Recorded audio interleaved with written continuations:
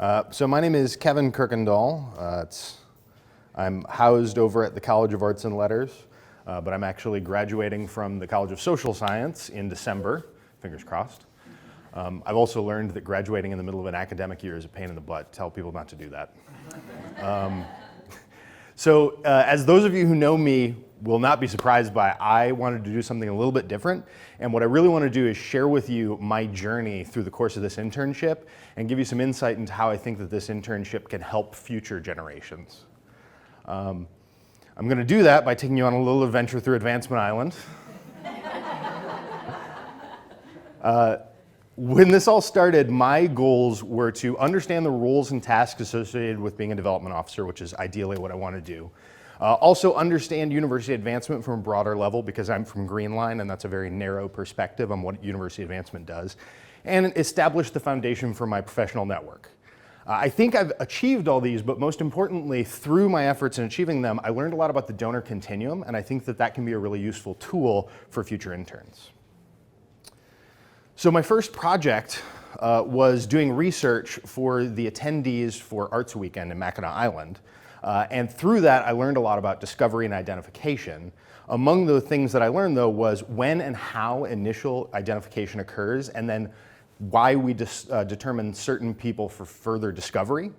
And very importantly, as Bridget can attest to, I learned what information we can and can't get from research, and of the information we can get, what is and isn't useful for a development officer to know.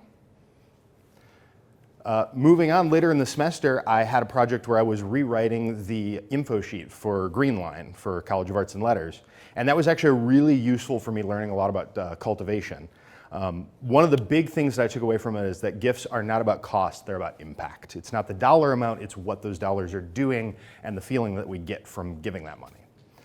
I also learned to trust in the process and don't rush. If somebody comes to you and says, I want to give $100,000, that doesn't mean you jump to the end.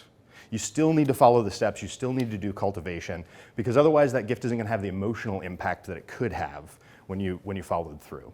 And then of course, communication within university advancement. That was actually probably the best way I learned that was from being on an island out in College of Arts and Letters, and learning that I really have to put forth the effort to reach out to people when I run up against things that I don't know the answer to, but I know that that answer exists and I just have to find it.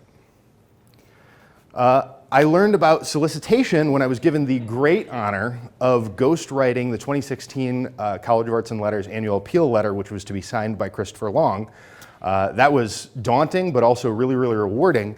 And the things that I learned from that were that your appeals need to be broad, but your request needs to be specific. So you need to know what you're asking for, but you need to know to ask for it in a way that's going to reach a greater audience of people. Also, never lose sight of your target audience. Who you're asking for a gift is as important as what you're asking and why you're asking. And then, most importantly, you have to let go of your ego. This would probably be my biggest takeaway from the internship in general, is that you can't hold yourself personally accountable for your success, but you can't hold yourself personally accountable for your failures either. So you need to understand that this is a group effort and we're all in this together. And once you get that, then your success is going to be much greater because you're not working alone. The process of negotiation and closing was really interesting because I learned about this not through a project, but through a bunch of disparate meetings with Kathy Spring and Bridget Path over the course of the internship. And I think that these were probably the most rewarding experiences I had because they weren't targeted on you're doing this. It was let's have a conversation and what can we learn from that conversation. And what I got from it was understanding the difference between what you expect for, or what you ask for and what you expect. Just because somebody is rated able to give $5 million doesn't mean that their first gift is going to be $5 million. You have to go into it with a realistic expectation and an understanding that they might need to test the waters, so to speak.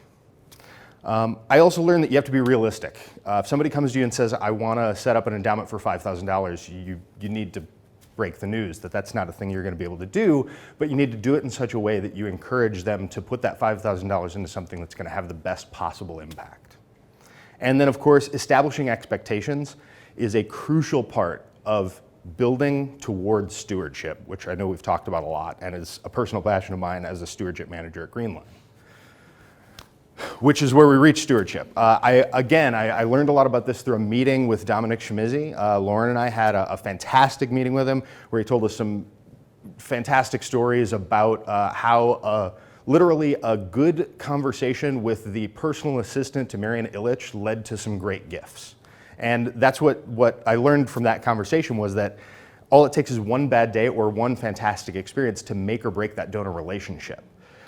So most importantly, stewardship isn't a step in the process. It's a continuous thing that you're doing from the moment you get that first gift, and in some cases, before you get that first gift, you are stewarding somebody towards it.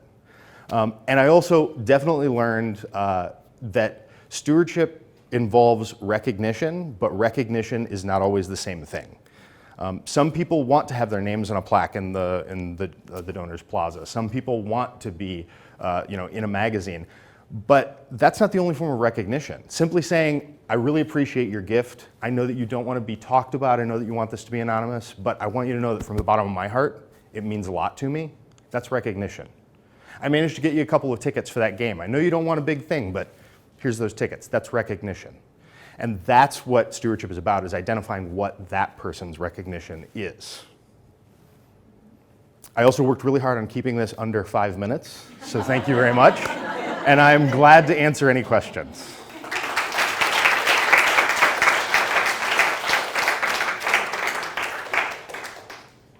Any?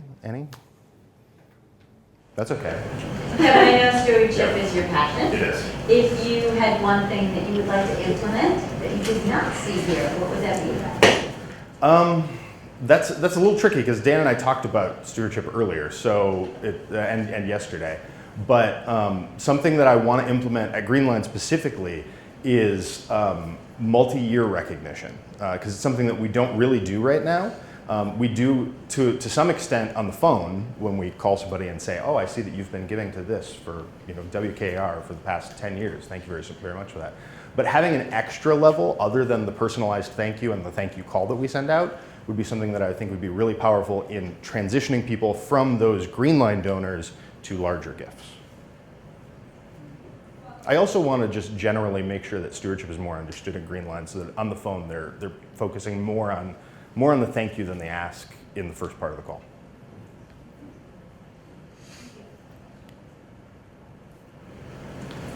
What would you say is your biggest takeaway from the summer?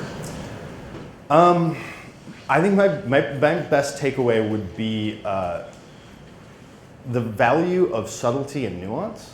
I had a great meeting with Melanie, calling you out, where I asked her to meet to talk about the Development Associates program, and it turned into a lunch meeting because we were both hungry. And I discovered over the course of, I think we had blocked out 30 minutes and it ended up being 2 hours. And I discovered over the course of the first hour that she was cultivating me in a way that I wouldn't have noticed if I hadn't had this experience. And it was really, really valuable to see, wow, that's, if you really learn the process and you have that checklist in your head, you can accomplish a lot without a pen and paper in front of you, just over sandwiches.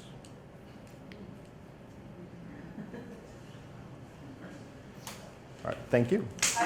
Oh, wait, sorry, Marcia. I will say one thing. I came in, this is only my first month at the end of week 4, and Kevin was there, and Bridget was traveling, and Kathy was out, and I was like a deer in the headlights, and Kevin was my guide, and it was really important to me.